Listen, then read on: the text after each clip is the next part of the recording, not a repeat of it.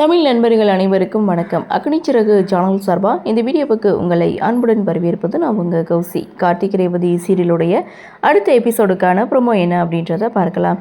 அதுக்கு முன்னாடி இது வரைக்கும் நம்ம சேனலை நீங்கள் சப்ஸ்கிரைப் பண்ணலன்னா பண்ணிக்கிறீங்க. கூடவே இருக்க பெல் ஐக்கானையும் கிளிக் பண்ணி அதில் ஆல் அப்படின்ற ஆப்ஷனையும் கிளிக் பண்ணிக்கிறீங்க. அப்போ தான் நான் போடக்கூடிய வீடியோ உங்களுக்கு உடனுக்குடன் நோட்டிஃபிகேஷனாக வரும். சரி வாங்க ப்ரோமோ என்ன அப்படின்றத பார்க்கலாம்.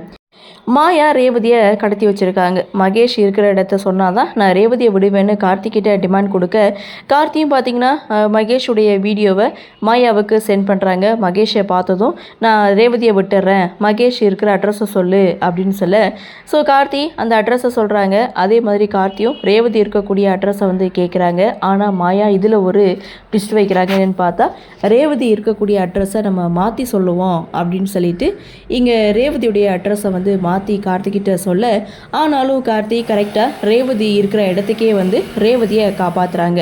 அப்படியே சீனை கட் பண்ணால் இங்கே மாயா வீட்டில் ரொம்ப டென்ஷனாக இருக்காங்க. அங்கே கார்த்தியுடைய என்ட்ரி, இப்போவும் ரேவதியை நீ காப்பாற்றிடியா அப்படின்ட்டும் மகேஷ் கிடைக்கணுன்றதுக்காக தான் நான் ஏற்காட்டிலையும் ரேவதியை வந்து கடத்தி வச்சேன், ஆனால் அங்கேயும் ஜஸ்ட் மிஸ்ஸில் நீ காப்பாற்றிட்ட, மகேஷை நீ தான் கடத்திருப்பான்னு எனக்கு நல்லாவே தெரியும், எங்கே வச்சுருக்க, ஒழுங்கு மரியாதையாக சொல்லுன்னு மாயா கார்த்திகிட்ட பேச, மாயா கார்த்தி இவங்க ரெண்டு பேரும் பேசிகிட்டு இருக்கதை ரேவதி வெளியில் நின்று கேட்டுட்ருக்காங்க.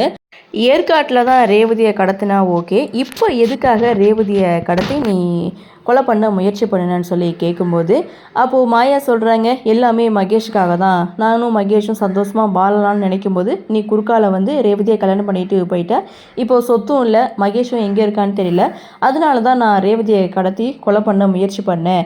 அதோட மகேஷ் வந்து ரேவதியை லவ் பண்ணவே இல்லை, லவ் பண்ணுற மாதிரி நடித்தான் அப்படின்னு சொல்லி மாயாவே அந்த இடத்துல உண்மையை சொல்ல, ஸோ எல்லாமே ரேவதி கேட்க, நன்றி உண்மையை சொன்னதுக்கு ரொம்ப தேங்க்ஸ் அப்படின்னு சொல்லிட்டு ரேவதியை வர சொல்ல, ரேவதி பயங்கர கோவத்தோடு என்ட்ரி கொடுக்குறாங்க.